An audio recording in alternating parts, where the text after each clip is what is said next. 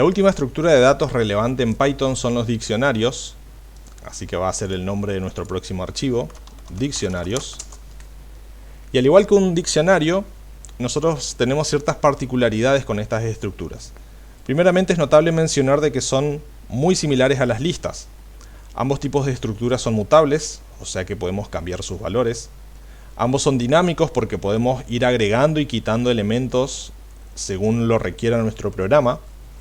Y ambos elementos pueden ser anidados. Una lista puede contener otra lista y un diccionario puede contener una lista como uno de sus elementos y también puede contener otro diccionario de forma interna. Bien, pero hay una diferencia principal con respecto a las listas. Tanto listas como conjuntos y tuplas nos permiten acceder a sus elementos mediante los índices, que siempre son enteros. Los diccionarios resuelven el problema en el cual nosotros, en lugar de necesitar índices, podríamos necesitar valores, ¿sí? Entonces nos permiten crear estructuras que son un poco más dinámicas en cuanto a ese requisito. Para verlo vamos a hacer una agenda telefónica, ¿sí? En nuestro caso lo vamos a llamar agenda simplemente. Y vamos a utilizar las llaves de la misma forma que utilizamos los conjuntos. Pero en los diccionarios, mejor dicho, nosotros tenemos que definir primero la clave y luego el valor que está asociado a esa clave. Entonces en nuestro caso las claves podrían ser los nombres de las personas, Juan.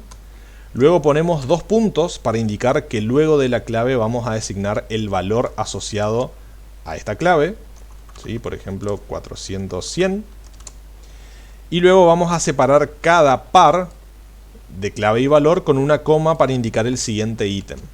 Entonces vamos a agregar los nombres que veníamos utilizando, ¿sí?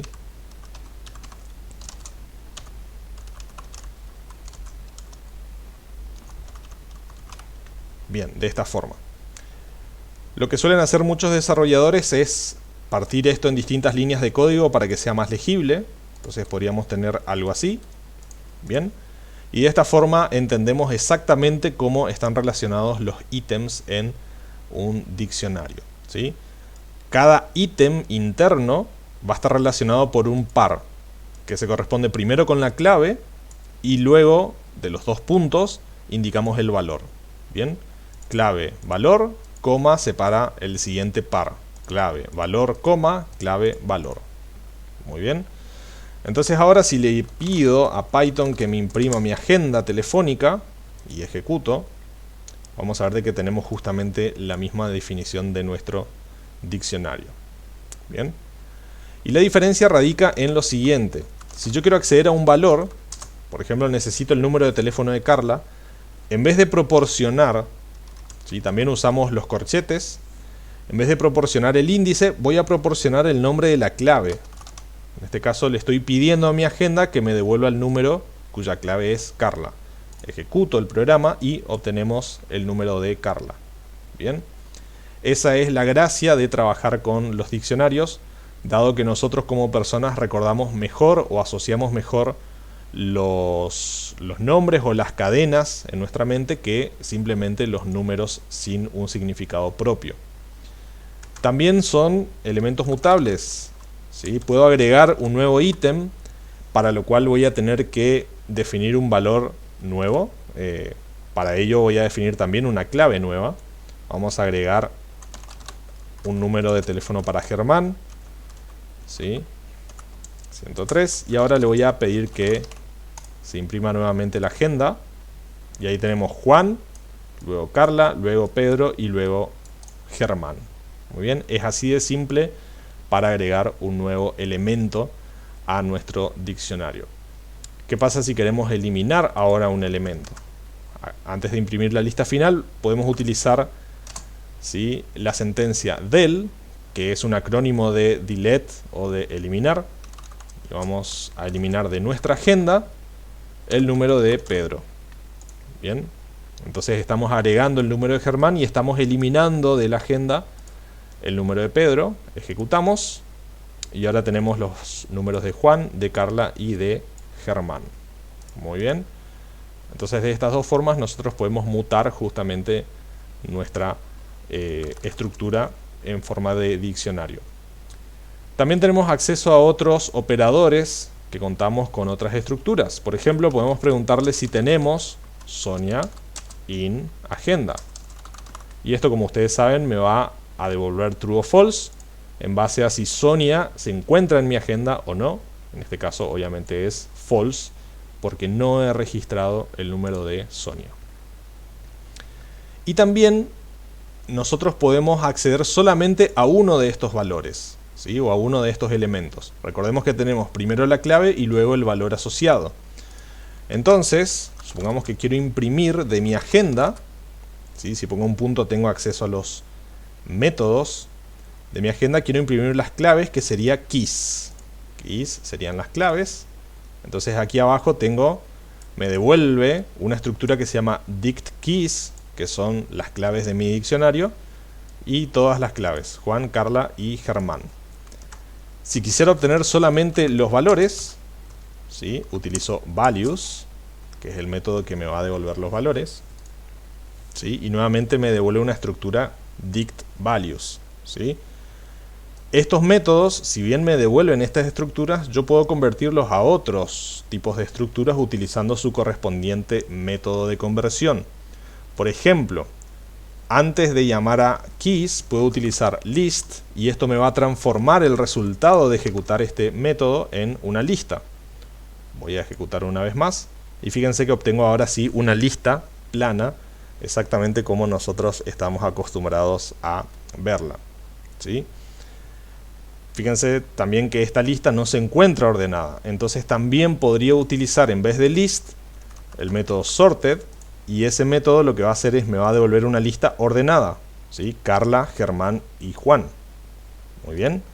Lo mismo podría hacer con los valores, que en este caso voy a usar list porque ya sé que están ordenados, ¿sí? Porque los definí de esa forma, y ahí obtengo entonces una lista de las claves y una lista de los valores. Muy bien. Eso es lo básico del trabajo con los diccionarios.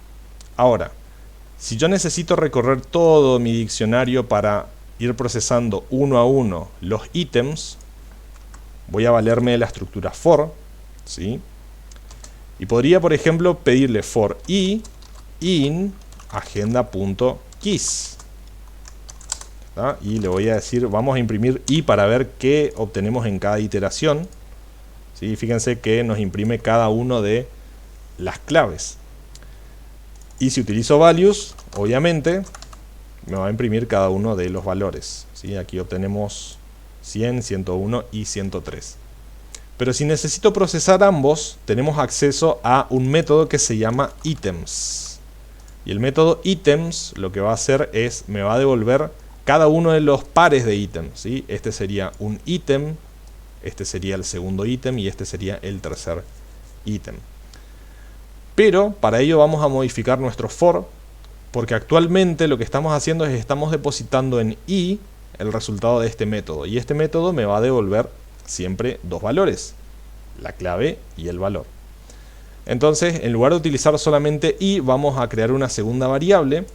Quizás ustedes vean en código de otros programas que utilizan k y b, dado que k en inglés es keys, o sea, las claves, y b, value de valor. Entonces aquí podría imprimir, vamos a imprimir la siguiente cadena, ¿sí?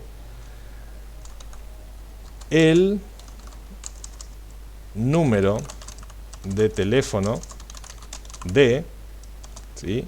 Y acá vamos a interpolar nuestra variable, que sería k, es, interpolamos b, ¿sí? Entonces lo que estamos haciendo es creando una cadena con formato F e indicarle el número de teléfono de la clave actual es el valor actual, ¿sí? Vamos a ejecutar el programa y ahora nos dice el número de teléfono de Juan es tanto, el número de Carla es su respectivo valor, y así con el de Germán también. Entonces, con el for nosotros tenemos una herramienta súper interesante para trabajar con los diccionarios, ¿sí? Podemos iterarlos de forma que podamos recorrer cada uno de los ítems, o también podemos simplemente recorrer las claves y los valores. ¿Cuáles son los casos de uso óptimos de un diccionario? Bueno, acabamos de ver uno, en el cual tengamos valores dentro de una estructura que están íntimamente relacionados, o también en los casos en los cuales no necesitemos simplemente índices que sean numéricos y preferimos los índices en cadena, ¿sí? Que son más fáciles de recordar y que también nos proporcionan a nosotros varias ventajas a la hora de crear nuestros programas. Por ejemplo, en este caso, al imprimir el resultado final, puedo relacionar la clave, que es el nombre, con el número de teléfono, que es el valor. Que si tuviéramos nosotros una lista, nos faltaría justamente el nombre de la persona. Bien. Antes de terminar, algunos métodos sencillos de diccionarios que podemos utilizar, ¿sí? Voy a comentar todo esto y vamos a proceder con algunos métodos específicos, ¿sí? El método clear lo que hace es me va a borrar todas las entradas del diccionario. Así que si me fijo ahora, una vez que hago clear, no tengo absolutamente nada, tengo un diccionario vacío porque lo acabo de eliminar, ¿sí? Vamos a comentar esto. Luego tenemos el método get, que nos sirve a nosotros para obtener un valor, ¿sí? Lo único que nos va a pedir el método es que le pasemos justamente la clave. Es de la misma forma que nosotros utilizamos el acceso mediante los corchetes, podemos utilizar este método. Entonces si le paso Carla e imprimo esto, bien, obtenemos justamente el valor. Es nuevamente lo mismo que hicimos aquí arriba cuando utilizamos los corchetes. Voy a descomentar esto para que se vea, ¿sí? Solamente que tenemos la alternativa mediante ese método que es get, ¿sí? Y luego también tenemos keys y values e items, que los vimos recién con el for y nos pueden servir para acceder a ese subgrupo de elementos.